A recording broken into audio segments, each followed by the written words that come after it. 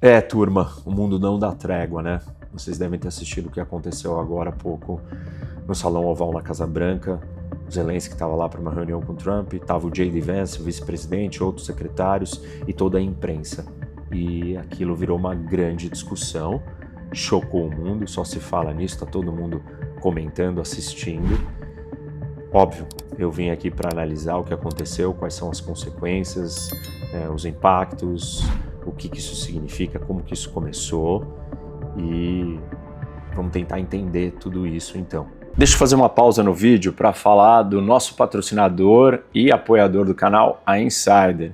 Vocês conhecem muito bem a Tech T-Shirt, essa camiseta que eu estou usando aqui e uso sempre em todas as ocasiões, mas talvez nem todo mundo saiba. A Insider não tem só as Tech T-Shirts, mas tem bermuda, tem meia, tem cueca, tem um monte de roupa feminina, tem calça, tem camisa, tem muitas coisas. Guarda-roupa completo, gente. Dá para você escolher de tudo, escolher para dar presente, masculino e feminino.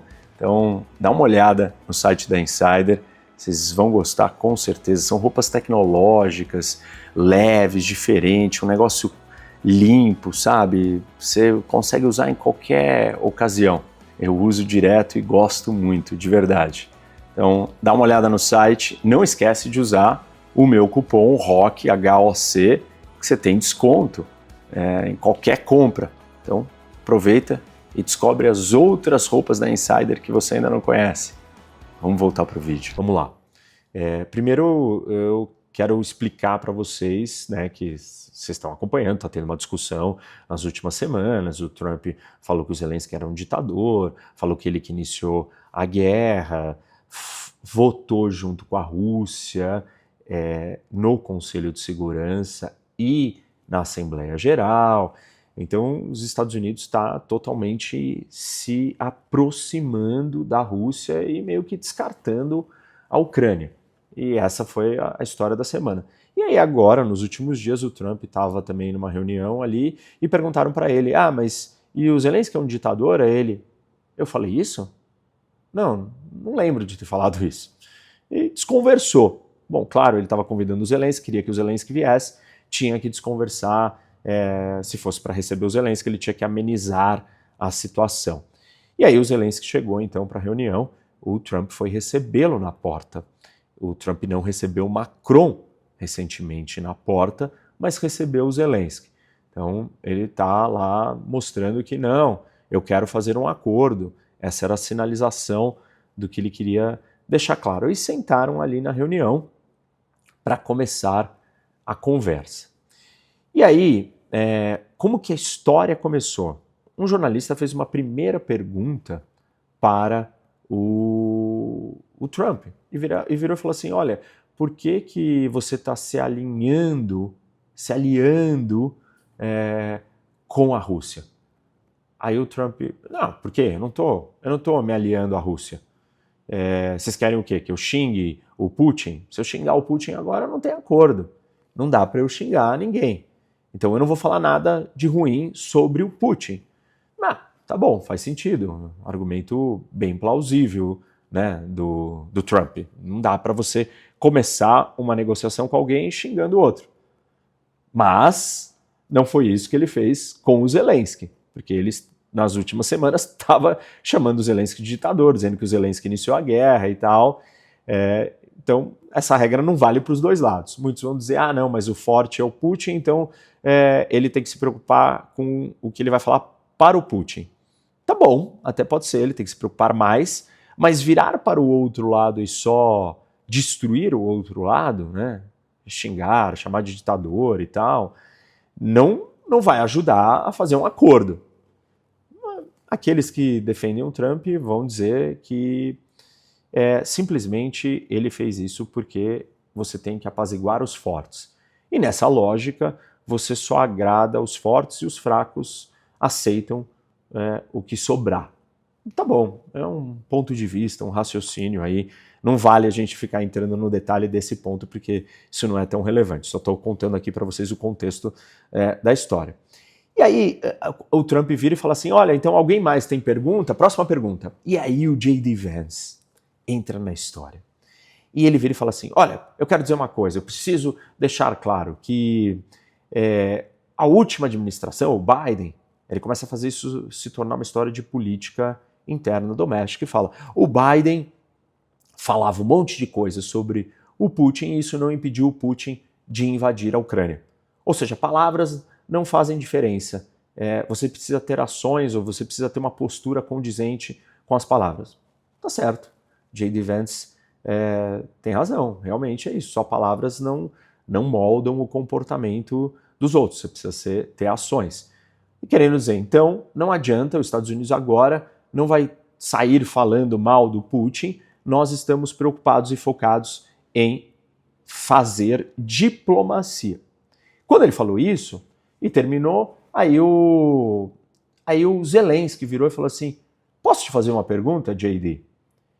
Aí ele, pode. Aí ele falou assim, olha, eu queria entender que tipo de diplomacia você se refere, porque eu já conversei muito com o Putin, não adiantou nada.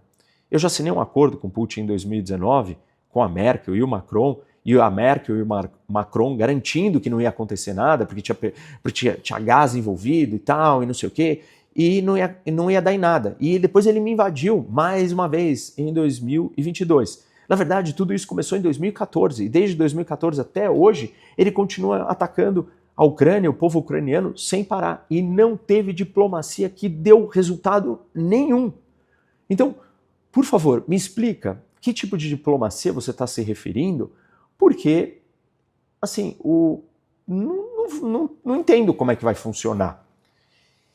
Ou seja, o Zelensky estava colocando o ponto de vista dele, do que ele viveu, sobre a ideia de fazer acordo. Querendo dizer, o Putin não respeita essa lógica da diplomacia.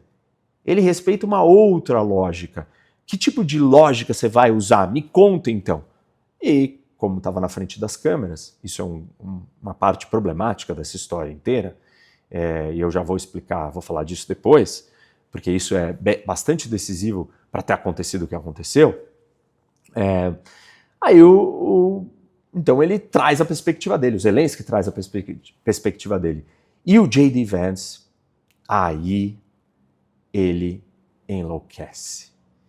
Aí ele põe fogo na situação. E aí tem duas interpretações para essa história. Uma delas é, tudo isso era programado, armado, era uma grande armadilha só para expor o Zelensky e fazer ele sair dali como um palhaço, alguém que não quer ceder, que não quer negociar, mostrar, escancarar, criando uma situação para que justificasse o porquê eles não querem fazer um acordo com o Zelensky e querem fazer um acordo com a Rússia, ou querem ajudar a Rússia, ou querem se aproximar da Rússia, ou todas as variáveis parecidas com essa. A segunda possibilidade é que a situação perdeu o controle. E eu vou explicar no detalhe aqui tudo o que aconteceu, vocês tirem as conclusões próprias. Como que a situação perdeu o controle? Eu acho que uma parte da explicação da situação ter perdido o controle tem a ver com a questão da reunião estar sendo filmada, ou daquele pedaço da conversa está todo mundo assistindo, né? As câmeras estão ali. Isso instigou posturas e comportamentos que não existiriam numa sala fechada, sem ninguém assistindo, onde você não deve satisfação para os seus constituintes, para os seus eleitores, para a sua nação, para o seu povo, para aqueles da sua base, dos dois lados da história, tanto da Ucrânia quanto dos Estados Unidos, tanto do Zelensky quanto do Trump ou do J.D. Vance. E aí o J.D. Vance vira então e fala o seguinte: olha, eu acho que você está aqui sendo muito desrespeitoso, você está criticando a administração do presidente Trump e ele está aqui querendo resolver e salvar o seu país. Peraí, gente. Até então, não existiu crítica alguma. Vocês podem assistir 300 vezes. Isso não é uma interpretação minha. Não teve uma crítica do Zelensky. Ele não criticou o Trump. Ele descreveu como o Putin não responde à diplomacia e questionou o Vance como é que vai ser essa diplomacia. E o J.D. Vance usou a cartada de você tá na minha casa me ofendendo e jogou a conversa num outro patamar completamente diferente, dizendo o seguinte: acho desrespeitoso você vir aqui no Salão Oval criticar essa administração e desrespeitar os Estados Unidos e o presidente americano. Aí o Zelensky falou assim, não, mas eu tô te perguntando que tipo de diplomacia que você está imaginando. E aí ele subiu o tom, aquela conversa de palco, de show, de teatro, de quem dá a última palavra, quem acusa o outro de ter feito uma coisa grave, entendeu? Que rompe toda a conversa. E aí, o que acontece? O Zelensky, ele vira e fala assim, olha, vocês não sentiram nada porque vocês estão separados por um oceano. Pura geopolítica de novo, vocês têm que assistir meu último vídeo que falo dessa história geopolítica. O Trump também citou a separação dos oceanos. É o tabuleiro da geopolítica em ação. E o Zelensky virou e falou assim, olha, agora você pode estar se sentindo seguro porque você tem o oceano. Mas você não vai se sentir assim sempre. E aí o Trump viu que o J.D. Vance já tinha escalado e já tinha dito que era desrespeito na frente das câmeras, e aí o Trump precisava, né, na interpretação de que houve um mal entendido que não era combinado, precisava se posicionar e falar o seguinte, olha, você não vai ditar pra gente o que a gente vai sentir. Porque o Zelensky falou, vocês não sentiram nada ainda, porque vocês têm o oceano separando. Mas no futuro vocês vão acabar sentindo. Aí o Trump vira e fala assim, não. Você não fala o que a gente vai sentir. Você não vai ditar o que a gente vai sentir. Você não tá na posição de ditar nada. O Zelensky, não, mas calma, eu não tô... Assim, não é exatamente desse jeito que ele falou, mas ele falou, eu não estou tentando ditar nada. Eu não estou falando que você vai sentir, não é que você vai sentir, que você vai pagar, eu estou dizendo que você vai perceber. E aí tem alguns pontos muito interessantes aqui nessa conversa, que a primeira é, jamais uma conversa como essa acontece com um líder do outro país falando no idioma que não é o dele. Por quê? Claramente, o Zelensky tem um inglês básico, para dizer o mínimo. Ele não tem uma riqueza de vocabulário e uma sutileza para escolher as palavras perfeitas que vão ser recebidas e lidas e sentidas do jeito correto. Ele falou, but you're gonna feel it. Tipo, você vai sentir. Isso pode soar do tipo, você vai ver o que vai acontecer. Você vai sentir na pele, entendeu? Então, por isso que os líderes de outros países, eles não fazem essas conversas num outro idioma. Ele coloca no idioma dele, porque ele tem o tradutor, aí ele para, pensa, ele responde, aí o tradutor também dá uma filtrada. E o Zelensky não fala inglês bem. E ele fala de um jeito, primeiro com uma limitação de vocabulário, depois com uma limitação do idioma, e depois com características culturais de o quê? De um eslavo, carrancudo, duro, tal, ele tá lá de braço cruzado, tipo assim, frases curtas, diretas, uma pontuação, uma entonação, é uma conversa assim seca, porque eles são assim, povos irmãos dos russos, é que nem um russo falando, o Putin falando, ele é assim, e o Putin não entra numa dessa de falar inglês, ele não faz isso. E o Zelensky tá ali tentando se explicar, e ele vai lá e fala, não, mas eu não tô dizendo isso. E o tom do J.D. Vance e do Trump começa a subir. Fica quieto, você já falou demais. Você não tem o que dizer aqui, você não está em posição de digitar nada, você não tem as cartas na mesa, e vai indo, vai nessa linha. Aí ele, não, mas isso aqui não é um jogo de cartas, eu não estou falando que eu tenho cartas, eu estou aqui tentando dizer que tipo, é o meu país e que simplesmente ele não responde a diplomacia, o que vocês vão fazer, que garantias que vão ter, mais ou menos isso que ele quer extrair, né, publicamente do Trump e do J.D. Vance, do governo americano. Me digam quais vão ser as garantias que vocês vão me dar para a gente fazer esse acordo. Falem delas publicamente para que fique registrado que você disse. Já que essa conversa está sendo feita com a imprensa assistindo, fale dela na frente de todo mundo. Foi isso que ele quis. E ou o J.D. Vance se sentiu, por estar na frente das câmeras, ele não pode marcar o ponto dele, ele não pode construir o case dele na frente de toda a audiência do mundo, e o meu case vai para o espaço, e o case do presidente Trump vai para o espaço, então eu preciso fazer alguma coisa. E aí ele falou assim, agora o jeito de eu diminuir ele, ou de eu parar, ou de eu acabar e de mostrar que quem tá certo sou eu, é jogar a cartada. Isto é uma ofensa, você ofendeu o presidente na casa dele. E assim, é desproporcional essa cartada, esta fala. E ela pode ser explicada pela questão do público, gente. Quando eu estive no Conselho de Segurança da ONU, depois de muitos anos de reunião, os países perceberam que as reuniões abertas no Conselho não chegavam a lugar algum. Por quê? Porque eram reuniões públicas. E o que acontece numa reunião pública? O representante da nação, do país, no caso o embaixador do país que está sentado ali no Conselho de Segurança, aquilo está sendo gravado, aquilo é público.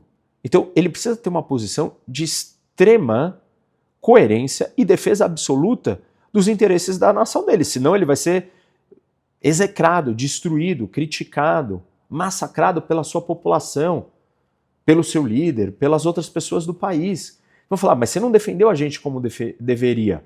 O cara não pode falar isso de nós e você não responder na mesma medida. E aí todo mundo percebeu que as reuniões do Conselho de Segurança não chegavam a lugar algum. E o que fizeram?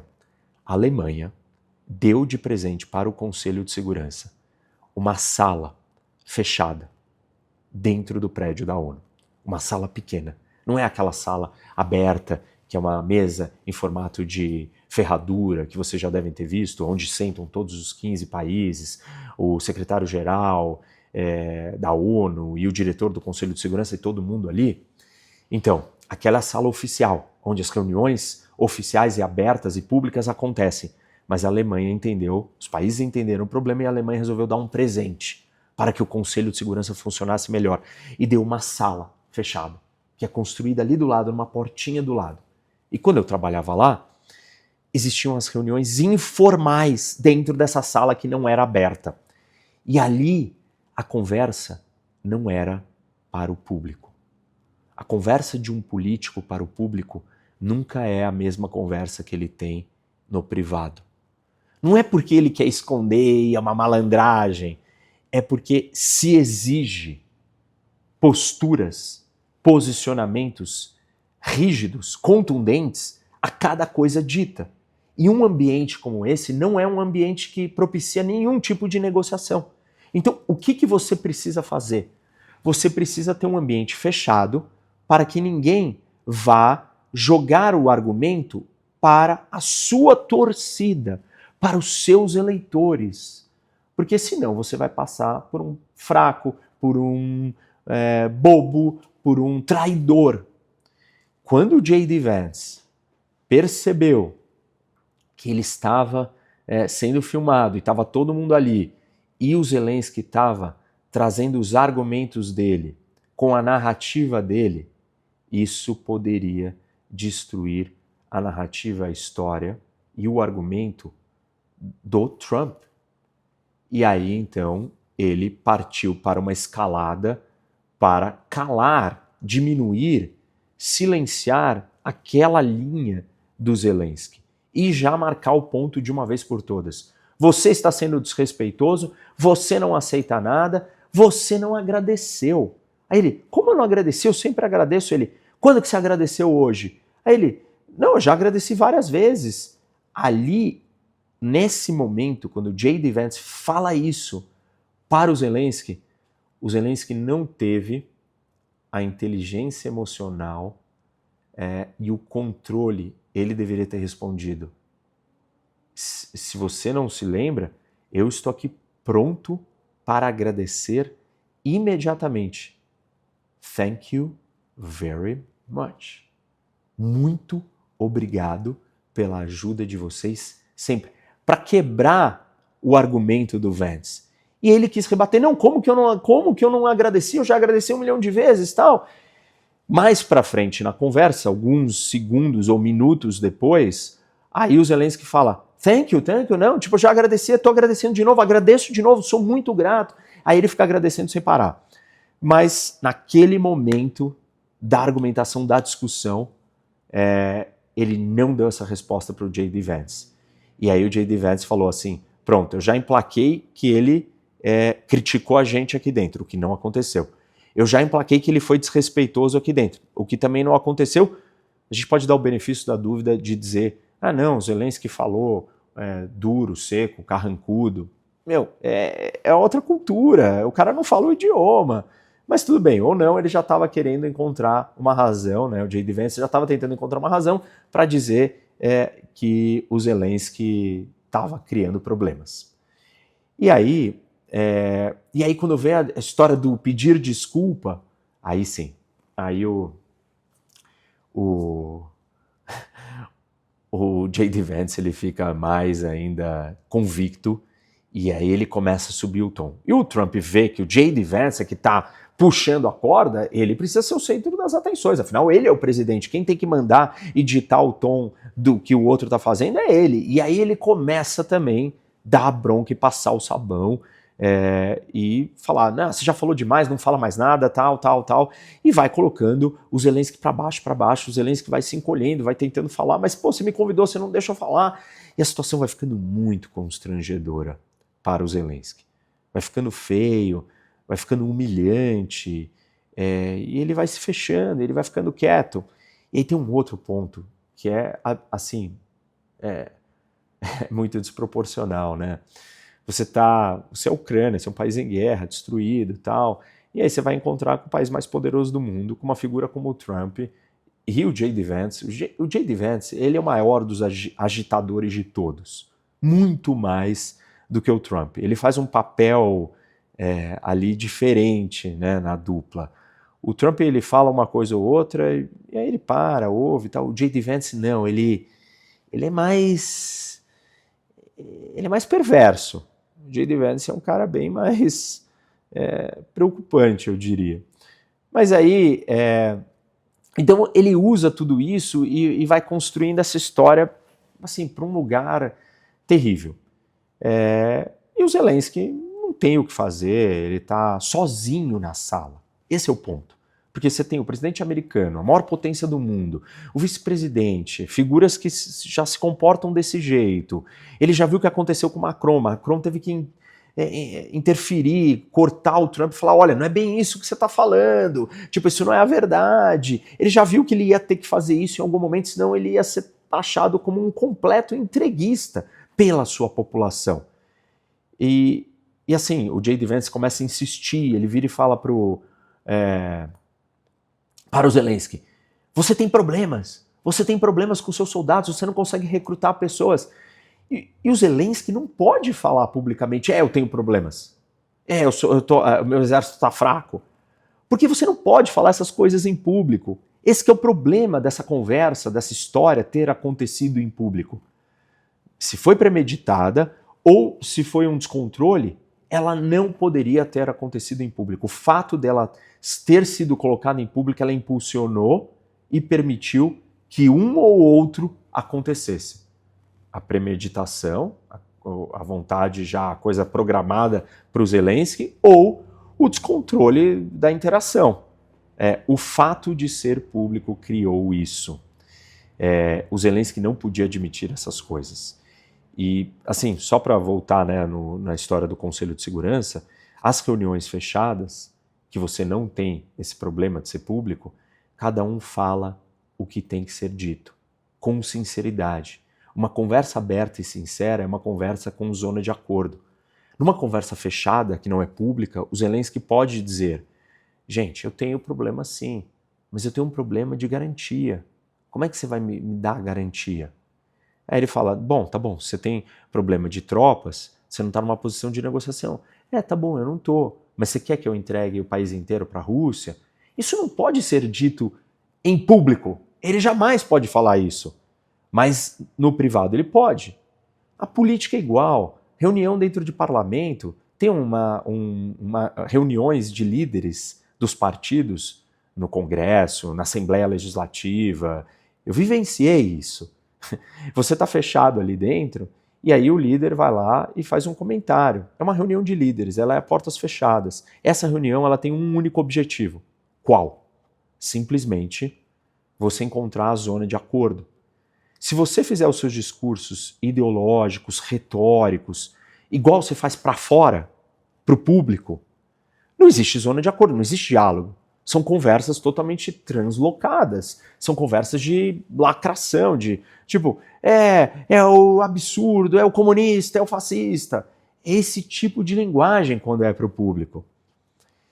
E eu vi isso no colégio de líderes, quando disseram que queriam filmar a reunião do colégio de líderes. Isso é uma destruição completa da possibilidade da política existir e de negociações verdadeiras acontecerem. Então não dava para essa conversa ter sido pública, a não ser que você quisesse mesmo expor e acabar com a possibilidade do Zelensky ter alguma coisa. E dizer, o Zelensky não quer nada, então, já que ele não quer nada, nós teremos que dar tudo para a Ucrânia. Bom, quais são as consequências dessa história toda? Eu acho que a primeira coisa é o que já estava se desenhado só se consolidou. Então, sim, os Estados Unidos vai tentar fazer um acordo direto com a Rússia. E como a Ucrânia depende das armas americanas, a Ucrânia não tem como lutar. Provavelmente os Estados Unidos vai dar a Ucrânia para a Rússia. Caberá aos europeus tentarem e ajudarem a Ucrânia a se defender. Eles vão ter estômago, eles vão ter iniciativa, eles vão ter disposição. Todos os líderes europeus nesse momento, inclusive o da Polônia, estão tuitando: nós estamos com você, Zelensky. Nós vamos te defender, nós vamos te ajudar. Todos estão falando isso em público. Óbvio que, de novo, não adianta só falar e não fazer. Acho que vão fazer, mas a Europa terá capacidade bélica e militar para aguentar? A Europa não vai ter essa capacidade se ela não tiver o guarda-chuva e algumas garantias americanas. Porque, em última instância, essa disputa militar e territorial, ela é uma disputa, de um lado, uma potência nuclear com milhares de bombas atômicas, que é a Rússia, e do outro lado, os europeus, que não têm milhares de bombas, têm poucas bombas, só França e Inglaterra, e usam as bombas ou se protegem no escudo americano nuclear. Se os Estados Unidos se retiram mesmo, como todos os indícios indicam que é o que vai acontecer, os europeus não têm como fazer frente. Algumas centenas de bombas versus milhares de bombas, a lógica não para de pé. A Europa não tem capacidade dissuasória nuclear para se equiparar aos russos.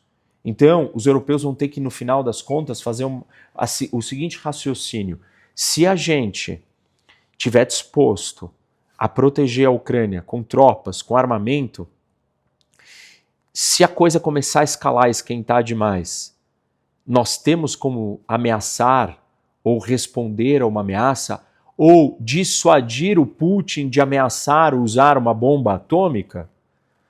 E a conclusão que eles vão chegar, por uma questão numérica, é: não, nós não temos essa condição. Se nós não temos essa condição, o que nós temos que fazer? Certamente, a Europa vai passar por uma grande transformação agora. A Europa vai precisar se armar em níveis jamais vistos. Aquilo que os Estados Unidos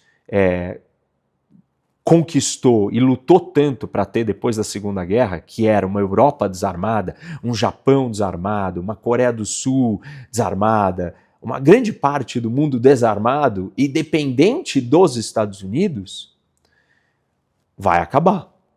Vai demorar tempo? Vai. Enquanto isso, o Putin pode ir avançando? Pode. Pode ser que eles não tenham tempo de se proteger dos próximos passos que o Putin vai ter. As chances da Ucrânia ser conquistada por completo, elas aumentam a cada dia. E essa história toda, essa discussão toda, é um sinal claro de que lado que os Estados Unidos quer estar. E aí nós temos um grande redesenho da ordem internacional. Não é mais, talvez o que está se desenhando aqui, não é mais o eixo das ditaduras contra o Ocidente. A peça central do Ocidente, que é os Estados Unidos, parece que quer estar do outro lado, do lado das ditaduras. Ou seja, o mundo não vai ser mais dividido entre democracias e ditaduras. Essa não é uma das grandes divisões. A grande divisão vai voltar a ser direita e esquerda, que é o que a gente já está assistindo na polarização aqui e no mundo inteiro. E as pessoas estão aí enlouquecidas com o que está acontecendo, as torcidas de direita e esquerda estão enlouquecendo com o que está acontecendo. Muitos americanos simpatizam com o Putin porque supostamente ele é um conservador, um cara que preza as tradições, a religião. E a Europa não. A Europa é woke. Não importa se ela é democrática ou não é. Não importa se o Putin é um ditador ou não é. O que importa é que ele fala a minha linguagem ideológica. Só que a linguagem ideológica da Guerra Fria de direita e esquerda era uma linguagem ideológica baseada em democracia e capitalismo. E comunismo, que não era uma democracia, uma ditadura, e um não capitalismo. A linguagem ideológica do século XXI, de 2025, ela é um choque de valores. Valores daqueles que se auto-intitulam ou determinam que são conservadores, tradicionais, e aqueles que se dizem os progressistas. E você vai ter que se encaixar num desses dois moldes, mas não é o molde da definição real ou histórica, é o molde da definição de hoje. Se a Rússia é uma ditadura, tanto faz, isso não é importante. O que é importante é se ela está do meu lado do espectro ideológico. Se a China é conservadora, tanto faz se ela é ditadura, se ela chama Partido Comunista, se ela não tem liberdade de expressão, isso não importa. Não é sobre isso mais. E essa é a visão do governo Trump. E ele acha que está tudo bem, porque ele acha que ele está protegido pelos oceanos. Para vocês entenderem como ele não está protegido pelos oceanos, vocês precisam assistir o meu vídeo do Pacto da Rússia com os Estados Unidos, que eu explico a geopolítica clássica da potência marítima com a potência continental. Ou seja, o mundo caminha para um lugar bastante estranho. Aí vocês devem estar pensando, muitos vão dizer, mas então nós vamos ter paz. Porque se as maiores potências do mundo não vão brigar, não teremos guerra mundial. A Guerra Fria era assim, né? As duas potências não brigaram entre si, a gente teve várias outras guerras. E as outras guerras também começaram assim, elas não começaram como guerras mundiais. Eu sempre digo isso, a Segunda Guerra Mundial não começou como uma guerra mundial, nem a Primeira Guerra Mundial começou sendo mundial. Você tem conflitos regionais. Os Estados Unidos, a China e a Rússia podem não brigar agora. Mas nós teremos outras guerras, outras invasões, outros conflitos. Alguns podem decidir resistir, outros podem sucumbir antes. Talvez Taiwan, nesse cenário, escolha sucumbir antes. E falar, tá bom, já que o Trump e os Estados Unidos vão nos abandonar, Então eu não vou resistir contra a China, eu não tenho força. Então eu vou deixar a China me conquistar. Outros países, como por exemplo os Bálticos ou a Finlândia, quando a Rússia vier para o ataque, eles vão dizer, não importa que os Estados Unidos não vai me defender. Como eu fiz na Guerra do Inverno, os finlandeses, nós iremos resistir de novo. Então não é que nós não teremos guerras no mundo desse jeito. Você está dando munição, instigando e abrindo o caminho para que essas ditaduras, Rússia, China, Coreia do Norte, Irã, o eixo das ditaduras, conquiste os seus territórios e alcance os seus objetivos geopolíticos na base da força. Porque quem poderia conter e impedir que isso acontecesse eram os Estados Unidos. É os Estados Unidos. Mas se os Estados Unidos não quer mais saber disso, então o eixo das ditaduras vai concluir que eles podem. Ninguém vai me impedir mais, eu posso fazer isso. A Rússia vai falar, não é só a Ucrânia que eu preciso, mais do que nunca eu preciso dos bálticos, eu preciso dos escandinavos. E por que não a Polônia? Isso pode acontecer. O Zelensky não foi conversar com o Trump para entregar tudo, senão ele iria conversar com o Putin. O Putin quer tudo. É óbvio que o Zelensky tinha que ir lá e fazer uma defesa do que é o dele, o território dele. E de verdade, assistam o vídeo de novo. Ele não falou nada demais, ele não ofendeu ninguém, ele só falou, olha, diplomacia com ele e deu os exemplos históricos. Não funciona. Mas os Estados Unidos estão tomando uma outra posição. E eu disse isso já e repito aqui. Os Estados Unidos chegou na posição de destaque que ele tem hoje, em alguma medida, porque ele era o país que detinha a supremacia bélica e militar do mundo inteiro. Essa supremacia é alcançada, em parte, porque ele virou para os seus grandes rivais na época e falou assim, vocês não vão ter exército, vocês não vão se militarizar, Alemanha e Japão. Europa, fica calminha, para de brigar, eu não quero mais briga, eu não aguento mais guerra mundial que vem de vocês, eu não quero mais vocês armados. Vamos criar uma aliança chamada OTAN e aí eu protejo vocês. Entenderam a lógica?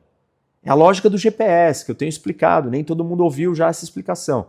O que é a lógica do GPS? Os Estados Unidos virou para a Europa e falou assim, vocês não precisam construir um sistema de navegação espacial, que nem o GPS, porque eu vou dar o GPS para vocês de graça.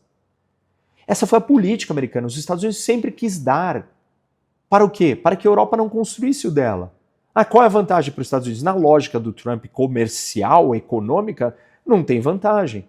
Mas na lógica estratégica de um tabuleiro geopolítico tem toda a vantagem. Por quê? Você vira e fala assim, eu tenho o botão de desligar o GPS. Você depende de mim. Em última instância, todo mundo vai depender de mim.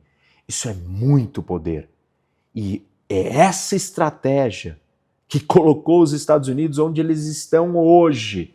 Se o Trump decidiu mudar essa estratégia, consequências grandes vão acontecer.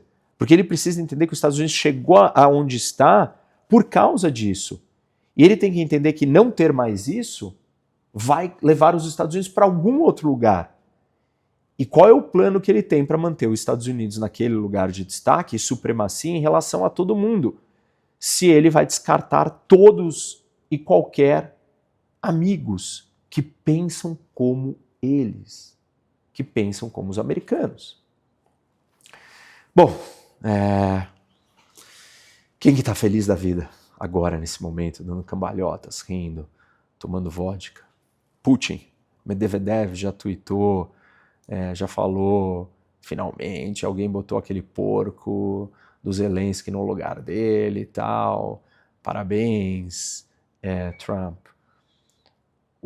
A Rússia está feliz da vida, os europeus estão em mais desespero, mais pânico,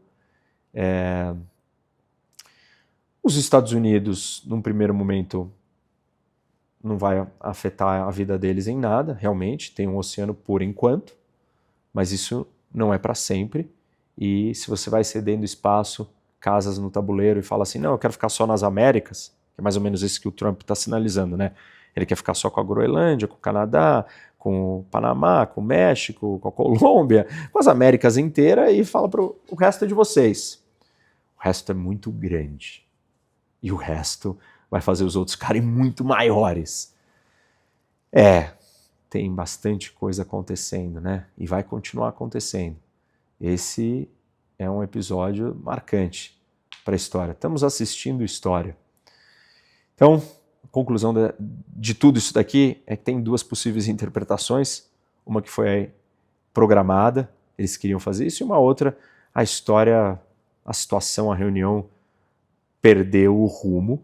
Mas não é que perdeu o rumo fora de contexto, né, gente? Perdeu o rumo dentro do contexto onde o Trump já está muito mais duro com o Zelensky, já não gosta do Zelensky, já tem um incômodo, já tem uma admiração pelo Putin, já tem existe um contexto para a história perder o rumo. Não é que ela perdeu o rumo e do nada saiu essa loucura, esse xingamento, essa gritaria. Gritaria não, né? Mas ele até falou, não adianta você falar alto, e não é necessariamente o falar alto, né, para o J.D. Vance falar alto, ele não está falando alto. Não, mas não adianta você falar demais isso, que isso não vai levar, não vai mudar a realidade para nós, para a Ucrânia, para mim, para o meu povo.